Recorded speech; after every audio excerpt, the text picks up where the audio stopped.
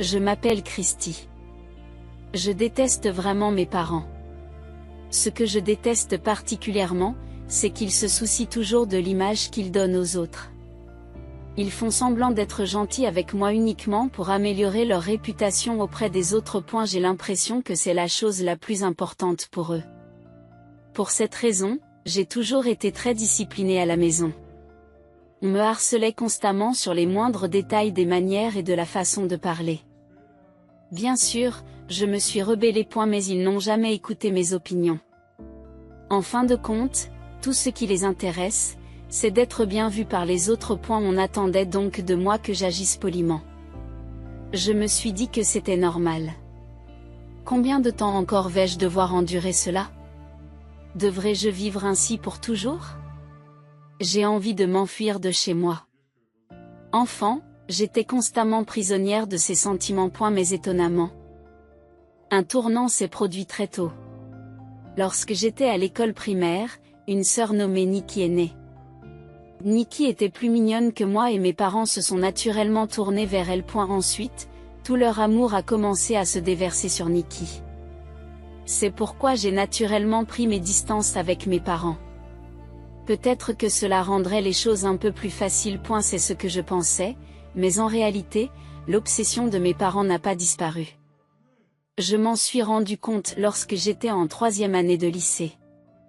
La réaction de mes parents lorsque j'ai parlé de mon désir de trouver un emploi l'a montré clairement. En fait, depuis que je suis enfant, je ne pense qu'à quitter la maison. Je pensais que trouver un emploi serait l'occasion idéale de quitter la maison. J'attendais ce moment avec impatience depuis longtemps. Mais mon père m'a surpris en me faisant une déclaration inattendue. Tu vas aller à l'université. Je n'ai pas pu cacher ma surprise face à son ton ferme. Depuis la naissance de Nikki, l'attention de mes parents s'était entièrement tournée vers elle. Je pensais donc qu'ils accepteraient sans problème ma décision de travailler. Peut-être que mon père réfléchissait un peu à mon avenir. Pourquoi devrais-je aller à l'université, ai-je demandé, gardant un brin d'espoir. Mais mon père a anéanti mes espoirs avec sa réponse. Tu as besoin d'une bonne éducation pour te marier dans une bonne famille. Et c'est tout. Finalement, j'ai compris que leur comportement avait toujours été motivé par cette raison. Ils avaient l'intention d'utiliser mon mariage pour se faciliter la vie. Je veux travailler et être indépendante. Ai-je argumenté. Alors, vas-tu préparer toi-même l'argent du déménagement? Face à cette réplique, je me suis tue.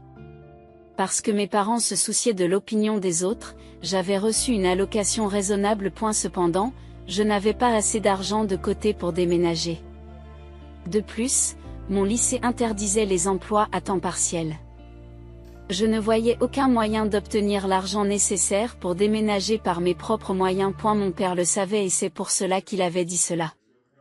Comme je restais silencieux, incapable de répondre, mon père s'est moqué de moi et m'a dit: combien d'argent penses-tu que nous avons dépensé pour toi? Peux-tu le rembourser?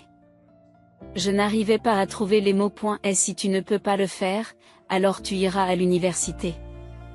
Je ne pouvais pas m'y opposer. Cependant, en regardant les choses sous un autre angle, cela signifiait que je pouvais aller à l'université gratuitement. Même si mes parents veulent parler de mariage. Ils ne peuvent pas agir unilatéralement sans tenir compte de mes sentiments. En pensant cela, j'ai conclu que je devrais peut-être étudier à l'université, puis quitter la maison une fois que j'aurais trouvé un emploi. J'ai donc décidé de suivre la suggestion de mon père et d'aller à l'université. Je me suis inscrite dans une université locale, mais comme je ne venais que pour faire des études, je n'avais pas le droit de vivre seul. Mon père n'était pas intéressé par ce que j'allais étudier à l'université. Tu n'as pas à payer les frais de scolarité, mais tu dois contribuer aux dépenses du ménage. Je t'autorise à travailler à temps partiel. C'est ce que mon père m'a dit au début de l'université. Combien pour les frais de subsistance? Environ $500. J'avais l'intention de travailler dur à l'université. Mais mon père n'a jamais compris ce sentiment. Par conséquent, j'ai fini par jongler avec des emplois à temps partiel entre les cours.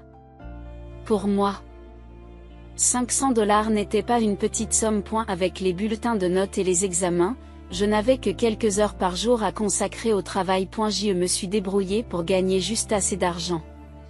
Mais je ne peux pas gâcher cette opportunité.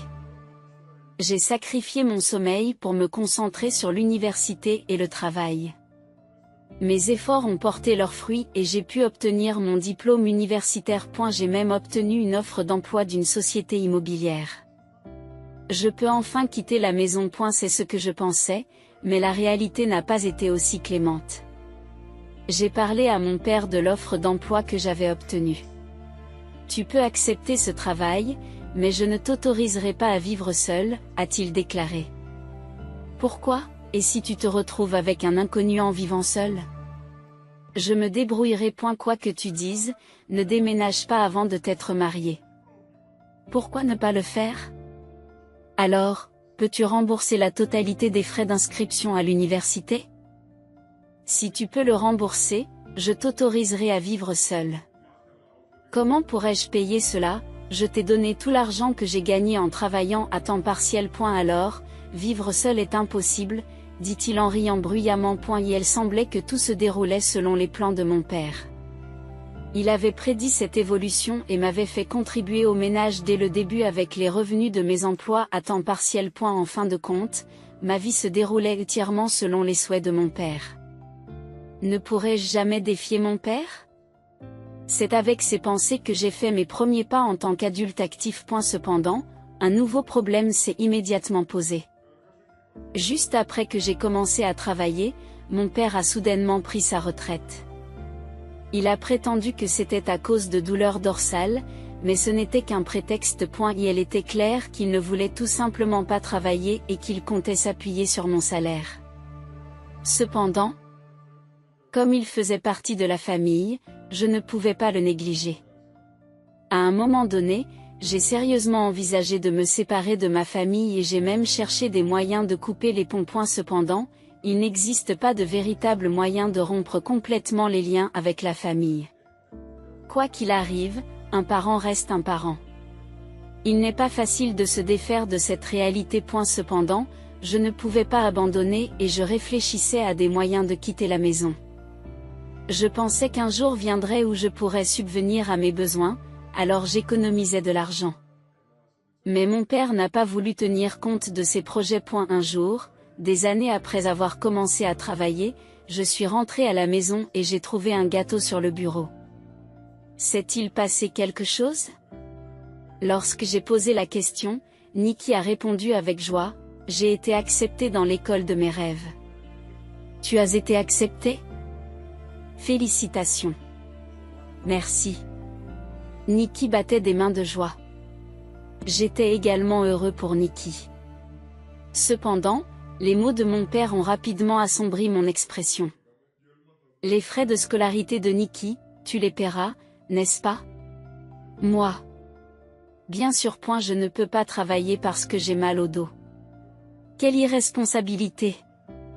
Tout le monde pouvait voir que mon père avait l'air en bonne santé, mais je ne pouvais pas me permettre de le mettre en colère ici. De plus, il est vrai qu'il n'a pas d'argent. Si je ne paie pas les frais de scolarité de Nikki, elle ne pourra pas aller à l'université. En comprenant cela, mon père pourrait rester calme. Cela retarderait encore plus mon déménagement. Pour mon père, c'est faire d'une pierre deux coups, assurer l'éducation de Nikki et empêcher mon indépendance. Nikki est une fille adorable. Grâce à elle, j'ai pu maintenir une relation avec mes parents quand j'étais jeune. Nikki ne s'en rend peut-être pas compte, mais je lui en suis reconnaissante. J'ai donc décidé de payer les frais de scolarité de Nikki. On dirait que je ne pourrai pas vivre seule pendant un certain temps. Un jour, j'ai exprimé mes frustrations à l'égard de mon père en buvant seul jusque tard dans la nuit. Nikki a commencé à fréquenter l'université avec plaisir. Pour gagner de l'argent pour les frais de scolarité de Nikki, j'ai travaillé encore plus dur qu'avant. À force de passer mes journées ainsi, j'ai fini par m'épuiser. Un jour, fatiguée comme je l'étais, j'ai laissé mon portefeuille dans l'entrée de la maison lorsque je suis partie travailler. Je ne m'en suis rendu compte que lorsque je suis arrivée à la gare et que j'ai essayé de passer les guichets. Oh non, mon portefeuille. Je me souvenais l'avoir sorti à l'entrée en quittant la maison. Je me suis empressée d'appeler à la maison. Nikki a pris le portefeuille et s'est rendue à la gare? M'a répondu ma mère. Nikki l'a fait. Elle a dit qu'elle était sur le chemin de l'université. En entendant cela, j'ai commencé à courir. Puis j'ai aperçu Nikki dans une épicerie fine près de la gare. On aurait dit qu'elle y avait fait quelques achats, elle tenait quelque chose à la main. Nikki. Tu as apporté mon portefeuille? Oui, le voilà. Nikki a sorti mon portefeuille. J'ai immédiatement vérifié à l'intérieur. Je suppose qu'on ne me fait pas confiance, hein? Le badge de l'employé est là-dedans. Ce serait un gros problème si je le perdais. Il y avait aussi une carte d'entreprise et une carte de glace à l'intérieur. J'ai été soulagée de voir qu'aucun argent n'avait été utilisé. Merci beaucoup. J'ai remercié Nikki et je suis rapidement retournée à la gare. Grâce à Nikki, je suis arrivée à l'heure au travail. Je dois être plus prudent à partir de maintenant. Plus tard, en rentrant chez moi, j'ai acheté un gâteau pour montrer ma gratitude à Nikki. Nikki a apprécié le gâteau et j'étais content de l'avoir remercié. Cependant, à ce moment-là, je n'avais encore rien compris. Quelques jours plus tard, Judy, de la comptabilité, est venue me voir. Christy. Vous avez un moment? C'est une collègue expérimentée qui m'a beaucoup aidée. Lorsque je vivais chichement, elle m'a donné des vêtements et des produits de beauté gratuitement. Elle m'a beaucoup aidé dans ma vie personnelle et professionnelle. Je pensais donc qu'il s'agirait d'une affaire personnelle de sa part. Cependant, contrairement à mes attentes, Judy m'a conduit dans un endroit isolé. Pourquoi sommes-nous venus jusqu'ici? Quelque chose ne va pas? Il est difficile de parler là-bas. Je voulais vérifier quelque chose. Avez-vous utilisé la carte de l'entreprise pour autre chose que des ventes récemment? La carte de société dont elle parle est une carte d'entreprise. Elle est émise par l'entreprise pour gérer les dépenses de manière centralisée. Comme je travaille dans la vente, j'ai une carte d'employé. Toutefois, les retraits sont effectués à partir du compte de l'entreprise, de sorte qu'il est immédiatement évident qu'elle est utilisée à des fins personnelles. Je n'aurais pas dû l'utiliser à d'autres fins que la vente. Je me suis inquiétée. Même si je n'en avais aucun souvenir, il était possible que quelqu'un l'ait utilisée à mon insu. Pendant que je retraçais ma mémoire, Judy m'a dit qu'il y avait une trace de l'utilisation de votre carte dans une épicerie fine. De l'eau a été acheté. Vous souvenez-vous de quelque chose à ce sujet? De l'eau. De la charcuterie. Je me suis creusé la tête. Puis, je me suis souvenu du jour où j'avais laissé mon portefeuille à la maison. C'était bref. Mais Nikki avait eu mon portefeuille. J'ai toujours mon portefeuille sur moi au travail. En y réfléchissant, la seule personne autre que moi qui aurait pu utiliser la carte, c'est Nikki. Savez-vous à quelle date la carte a été utilisée? Je voulais croire que ce n'était pas Nikki. Si ce n'était pas le jour en question, Nikki n'aurait rien à voir. C'est peut-être moi qui ai négligemment utilisé la carte de l'entreprise. J'espérais que c'était le cas. Mais la réalité n'est pas toujours celle que l'on espère.